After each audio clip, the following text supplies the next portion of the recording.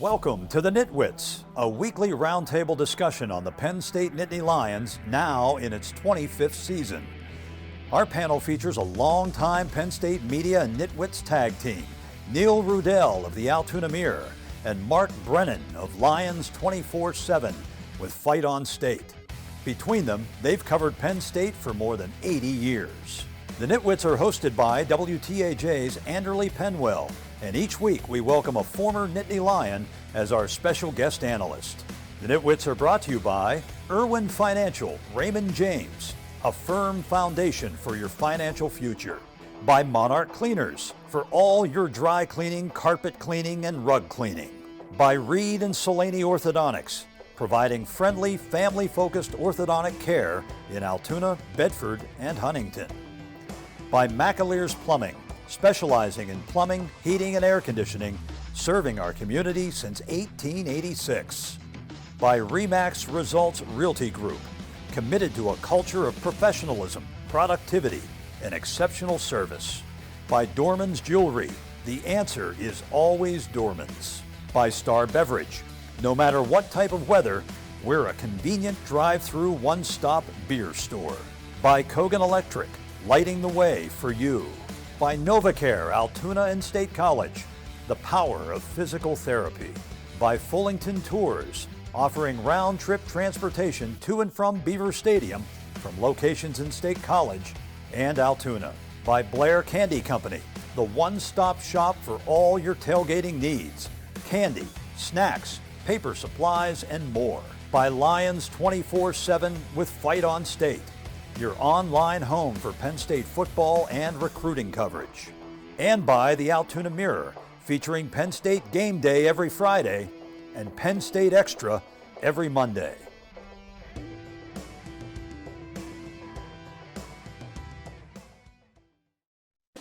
Welcome to Nittany Nation Overtime. Welcome inside one final episode of Nittany Nation Overtime. Sitting in for Anderly Penwell, I'm Andrew Clay. Mark Brennan, Neil Riddell, and Keith Goon Conlon is our guest. Goon was a former offensive tackle in that 1994 championship team. Of course, we are talking post-Rose Bowl. And before we get into too many topics, I just kind of want your general thoughts on this game, Neil. Let's start with you. Okay, well, first of all, the reviews from the last time Goon was here were so good that we had to have you back. Sure. So feel the love. 3-0 as the guest Yeah. picker, come on now. I think that the fact that, big games, and this has been hanging over their heads a little bit for the last few years, and you can't really criticize how they're doing in big games and not give credit for this performance. I thought it was real impressive. And I think the big thing is how James Franklin kept this team together, the communication, all the guys in an era where guys are often out of games. They had pretty much their whole team and strong leadership, and it showed in this game. A great finish for Clifford as well. Yeah, I think the key to this whole season was resiliency. As we looked at the schedule going into the season, you realized that sooner or later this team was going to hit adversity, especially with that gauntlet in the middle of the year. Turns out they lose 2 of 3 against 2 very good teams in Ohio State and Michigan. And what did they do? They rebounded and just came back and won one game after another in resounding fashion. The thing I really liked is the fact that here's a guy in Sean Clifford who has been through so many ups and downs. But when he has been on the biggest stage, he's not been able to pull those games out. That's over with now. Mm-hmm. This guy stuck with the program. A lot of people followed his lead and stuck with the program, and he was able to get the signature win of his career against the best team in the Pac-12, and good for Sean Clifford. And the program stuck with him. Yeah, absolutely. Yeah, Franklin was loyal to him, and he was loyal to Franklin. And, I talked to Mark on the way down here. A lot of this is, you guys remember the 94 team, but, the 92 team was just as good as our 94 team. But didn't go as well. We were 7-5, wasn't a great ending of the season. So our 93 team was super well led by a bunch of older guys, and they taught us, how to win. We lost a couple games in 93, but it was a launching point towards the 94 year, and it's exactly the way I saw this season ending up. Going down the stretch, we were getting hot. Kerry Collins got hot late in the year in 93 and then launched into 94. So I really see this as that they needed this game as a springboard towards next year. So Penn State beats Utah 35-21 if you missed the game. Penn State used big plays in this game, the 88-yard reception the 87-yard rush.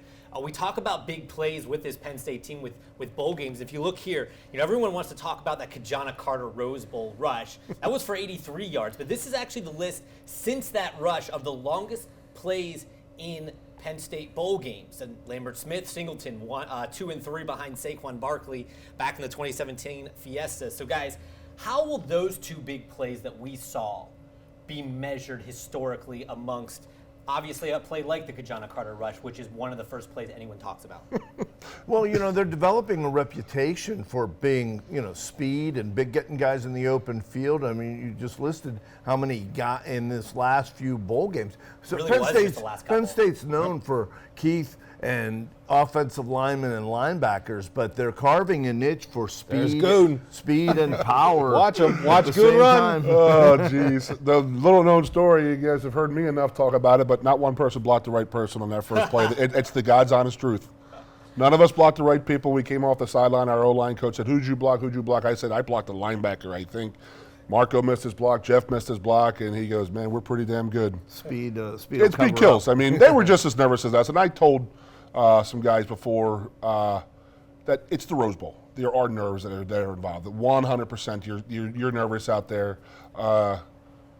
You could play in front of 105,000 people, 110,000 people at Michigan in our stadium, but it's still the Rose Bowl, and it's still what people are talking about, and there are definitely nerves that go into it. And we showed that, once you get through those nerves and you settle down a little bit, and a hell of a game. A great job by both sides of the ball. Yeah, here's what I'd like to point out about those big plays, because I don't think the guys are getting enough credit who deserve a lot of the credit. I mean, clearly Nick Singleton, just runs tremendously well. Yep. Clifford with a nice pass to Lambert Smith. But what about the offensive line in this game? I mean, they struggled a little bit early, but they came together. And unlike the Kajana run, if you look at the job the offensive line and the tight ends did on Singleton's big run, wow. I mean, they were just wiping people out, and then giving Clifford enough time to hit that bomb to Lambert Smith. And Clifford, I mean, that was as sharp as he's looked. But I think we're talking about these big plays. Hey, it starts with the O-line. Yep. Yeah. And I think a good point you make is that Singleton run, that was against a pretty stacked box. Mm-hmm. That was probably not the most ideal formation to run that play against, but it worked out. Well, until you get through the box, and then there was nobody there. Clifford did a good job. But Theo Johnson said Utah was looking back for a defensive signal, and Clifford, snapped it at that moment. Theo Johnson had a great game. As you said, blocking. Norzad, who maybe they'll move to center. I think, the encouraging about their offensive line coming into next year is pretty impressive. You could give the O-line and the tight ends a lot of credit, and they do deserve a lot of credit because it was on those guys to make that game happen, and they made it happen. But you're not going to get those long runs without the wide receivers blocking downfield. I mean, that's the biggest thing, is that they're leading those guys downfield and just getting a little screen work and stuff like that. And you're not going to have it's a 60-yard run versus an 87-yard run if those guys aren't downfield blocking. So all around, again, great game. Yeah, one other quick point. Mike Yursich, early in the year, I think Clifford was trying to do too much at certain times, even in that Purdue game when he threw the interception. But I think wisely in this game, Mike Yursich asked him to be more than a game manager, and Clifford made all of the right decisions. Mm-hmm. Even when he was under pressure, it was his last game. I'm glad they gave him that freedom, and he made the most of it. And I think this actually makes him a little bit more attractive, attempting to make that next level. I don't think it's a guarantee, but I think someone's going to give him a longer look now. He's going to be in somebody's camp. He's got a ton of experience, very savvy at the line. He threaded I think it was 5 for 5 on third down early in the game. I mean, how about the defense, too? They gave up a couple touchdowns early, but they slammed the door in the second half. Well, and talking about Sean Clifford and defense, Jair Brown, those were your two game MVPs, two seniors. The senior class goes out with its win. It goes out with kind of what it was promised at the beginning of the season was a good year, and it goes out with that bang. And how important do you think it is to send those classes out like this? Well, I think the opt-ins were gigantic. I mean, to me, that is one of the biggest parts of this game. You have Clifford and you have Tig Brown. Both guys decided to play. You have P.J. Mustipher, even the guys who have declared for the draft, Brenton Strange, even though he didn't have a big game. But I think the buy-in, I mean, we talked about it last year, the opt-out bowl, the opt-out-back bowl. This one, everybody opts in, and I think that sets a tone moving forward about what it could mean. I mean, even Joey Porter Jr. opted out, did not play, but he was on the sideline. Parker Washington was banged up. He was there. the buy-in. And that's what it's going to take in this era of NIL. It's going to be more about money. It's going to be about love. I mean, it sounds corny, but you want to be part of something bigger. And James referenced that with Barkley, that people were advising him not to play in the Fiesta Bowl, and he said, we'll quote unquote work with these guys. And you saw that. Maybe a little bit of reduced workload for Strange. Scruggs also played. A lot of these guys that are going on to the draft, the fact that they were there. And James addressed that really in the offseason. My honest question to you guys, do you think that they opt out if they're playing in a different bowl? Well, I think if it's a lower bowl. It was a huge game, and it's the Rose Bowl. Yeah, I think if it's a lower bowl, I think they would. Sure. Cotton Orange, I'm not quite sure, but clearly we saw it with the Outback Bowl. It was a different story. Just look at Purdue in the Citrus Bowl. A lot of only that team opted out. 19. Well, their coach opted out. So Only 19. Started with I that. thought that many. Yeah. You ever seen a bowl game that lopsided? My goodness. That was Other than Alabama versus Ohio State a couple times. Nice. Well, we're talking Rose Bowl, not those other bowls. We're going to continue talking about this game, the Franco Harris tribute, something really cool. We're going to talk about the magnitude of this victory. Both those stories coming up when we return. The NitWits are being brought to you by Irwin Financial Raymond James, a firm foundation for your financial future. By Monarch Cleaners, for all your dry cleaning, carpet cleaning, and rug cleaning. By Reed and Solani Orthodontics, providing friendly, family-focused orthodontic care in Altoona, Bedford, and Huntingdon. And by McAlear's Plumbing, specializing in plumbing, heating, and air conditioning, serving our community since 1886. You're watching Nittany Nation Overtime. Unloading the buses in Pasadena wearing number 34 jerseys in a tribute to Franco Harris. They donned a FH sticker on the back of the helmets as well. Mark, I wanted to ask you, how special was this tribute to Franco Harris, and how important was it? Yeah, it was cool. We didn't know it was coming, and then to see them come off the bus like that. Listen, Franco Harris, a larger-than-life figure, literally and figuratively. He was just a big human being, but also a Hall of Fame player. And just Neil was mentioning it during the break, a goodwill ambassador for Penn State for years and years and years. So sorry to see his passing. Best wishes go out to his family, but a really nice tribute for Penn State. Yeah, we are back here on Nittany Nation Overtime, the final show of the season. Mark Brennan, Neil Riddell, and Keith Goon-Conlon from that 1994 team is our guest this week. Guys, this win, only the second Rose Bowl victory in Penn State history. Keith, I want to start with you. How do you compare and contrast your Rose Bowl victory to this one? I guess that we were, it was the 94 team, so they were, it was Penn State versus Nebraska type of thing where they won a national title before. I don't think we grasped what the whole Rose Bowl experience was, in my opinion. We were still second year in the Big Ten, so we were sort of like still in the independent mode as players and coaches, and we were more worried about the national scene.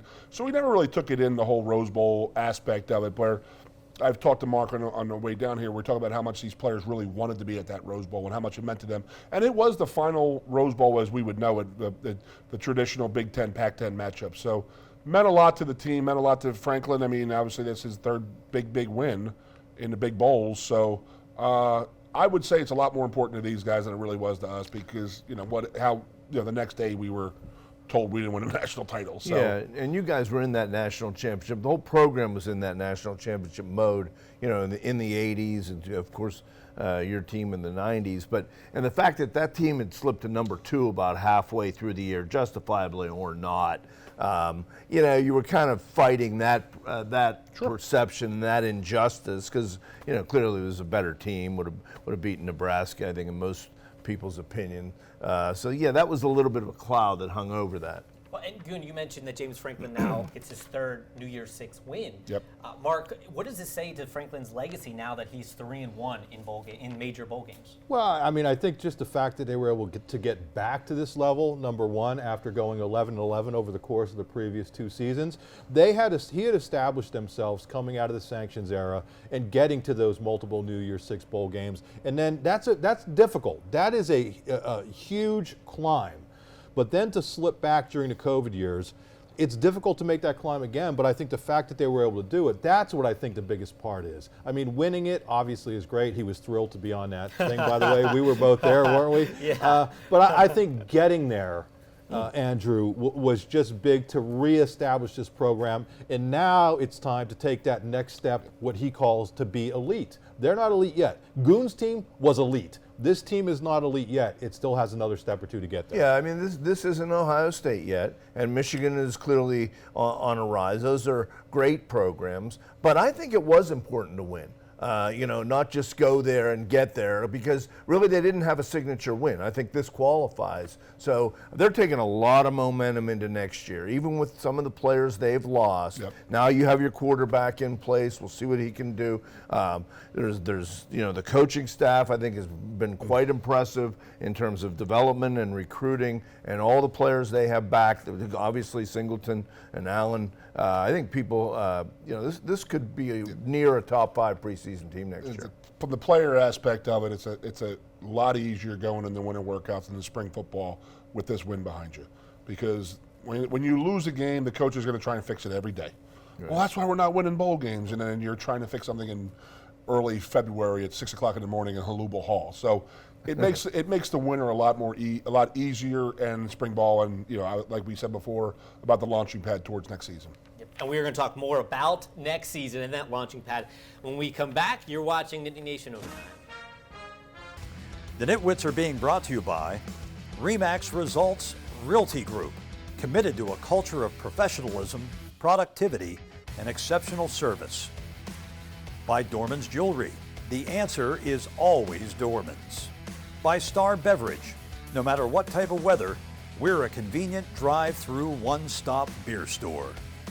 And by Kogan Electric, lighting the way for you. You're watching Nittany Nation Overtime. Well, Mitch Tinsley, the latest of the Penn State football players announcing they're heading to the NFL draft. Neil, this roster isn't seeing many transfers, not seeing a ton of turnover. What do you think about this construction heading into 2023? Oh, real impressive. I'll be curious to see you. We talked about this a couple of years ago, but not about the opt-outs. Even when they played, it was like the floodgates opened the next day of guys that were leaving, but they did play. Remember after the Kentucky game, Givens was one of them. Yeah. But you haven't seen it yet. I want to see what happens with Theo Johnson and Jacobs, and is there another one or so? Yeah, I mean, remember we're taping this, and things Yeah. may happen between the time it tapes and between the time it airs. But I think overall, it sure looks like they're going to have really good news overall. I mean, the fact that Olu decided to come back, I think, was really big. And one part, again, we're taping this at one time, it's going to air at another time. It looks like, if not all, most of the coaching staff is going to be back. And to me, that's pretty big, because you have guys who, there's some questions about some of these guys. And I think Yurcich answered a bunch of questions. Yeah. I think Troutwine answered a bunch of questions. Definitely. Other guys had been coaching really well, but you look at what they've done defensively. You look at what Terry Smith's done with the defensive backs. You look what Sider's done with the running backs. I mean, they have a really good coaching staff. So to keep that as whole as possible is big. Well, as we keep talking, using the word springboard, and how the 92 team springboard into 93 and 94. This is so much hype. It's been, 3-4 days since the game. There's so much hype now already building for next season. Yeah, and It's justifiably winner so. They're going to finish probably number 7. Hey, you got to get over this hump with Ohio State, clearly. And, here you go with Michigan. We'll see what happens up there, speaking of some uncertainty. It's a winner bust mentality, in my opinion. Yeah. I think that coach has to go in with that mentality, and from the start, saying he's all about being 1-0, and we're 1-0 this week, but you got to go in the winter and the spring and into the fall. I think that they have to, if it's either in the college playoff or it's an unsuccessful season, in my opinion. Well, you say win or bust. So many of these players are going to be young next year, sophomores. Is that fair? We've been saying that for like 9 years, haven't we? It doesn't seem like that. Well, I think in the next 2 years, Yep. for them to get to the college Correct. football playoff should be the expectation. I think they're extremely well equipped in the two most important places. There's so much talk about quarterback, and that's important, but I'm going to steal some of Goon's thunder. You look at what they have coming back on the offensive line. That was an area that really struggled the past few years. Now, the silver lining to some of those injuries, you're going to have guys like Tangwell coming back, you're going to have Olu coming back, you're having a bunch, and you have young guys who have played a lot of football. And then I think you look over on the defensive line, PJ Mustipher going to be a really tough guy to replace. As of this taping, we're still waiting for news for some other guys of whether they're going out.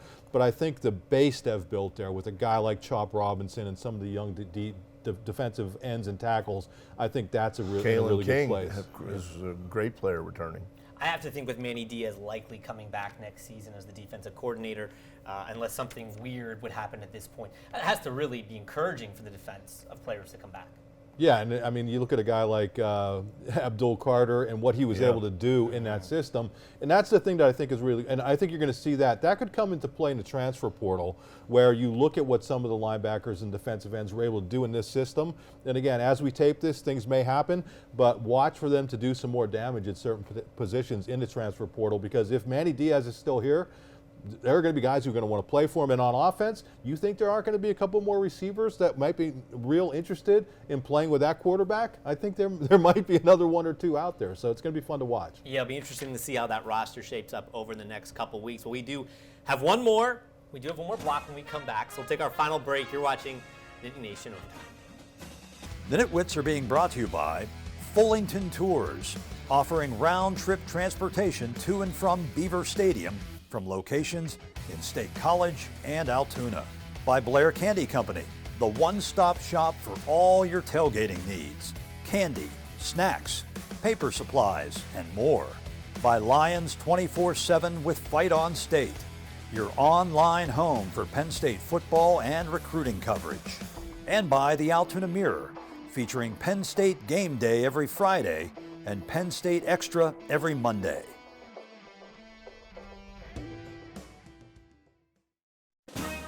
You're watching Nittany Nation Overtime.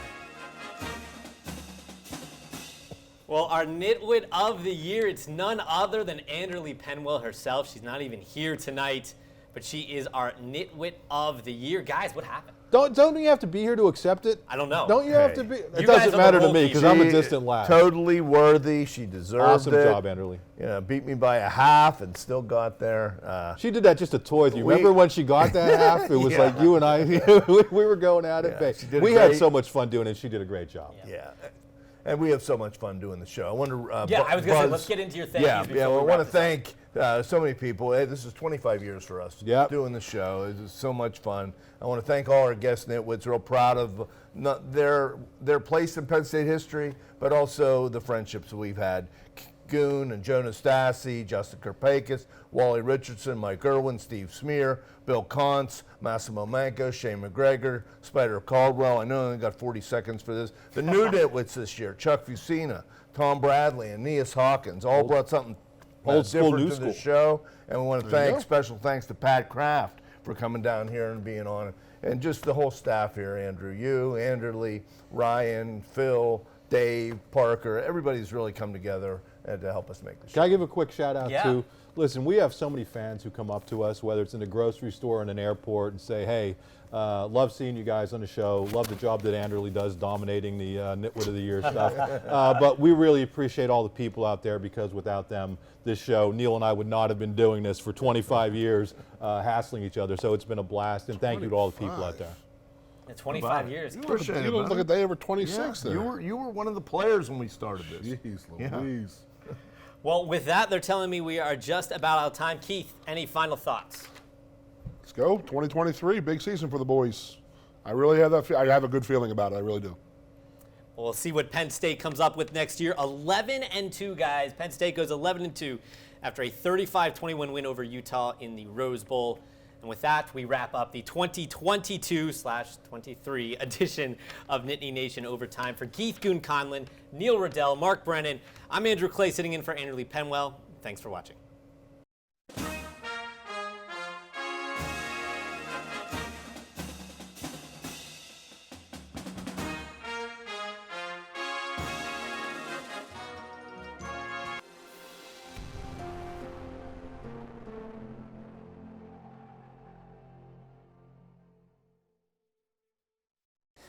The Nitwits have been brought to you by Irwin Financial Raymond James, a firm foundation for your financial future.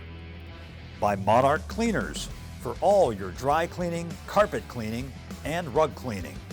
By Reed and Solaney Orthodontics, providing friendly, family-focused orthodontic care in Altoona, Bedford, and Huntingdon. By McAleer's Plumbing, specializing in plumbing, heating, and air conditioning, serving our community since 1886. By Remax Results Realty Group, committed to a culture of professionalism, productivity, and exceptional service. By Dorman's Jewelry, the answer is always Dorman's.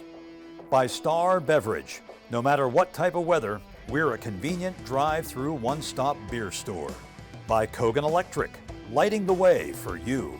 By NovaCare, Altoona and State College, we proudly support Penn State football. By Fullington Tours, offering round-trip transportation to and from Beaver Stadium from locations in State College and Altoona. By Blair Candy Company, the one-stop shop for all your tailgating needs. Candy, snacks, paper supplies, and more. By Lions 24/7 with Fight on State, your online home for Penn State football and recruiting coverage. And by the Altoona Mirror, featuring Penn State Game Day every Friday and Penn State Extra every Monday. Thanks for watching.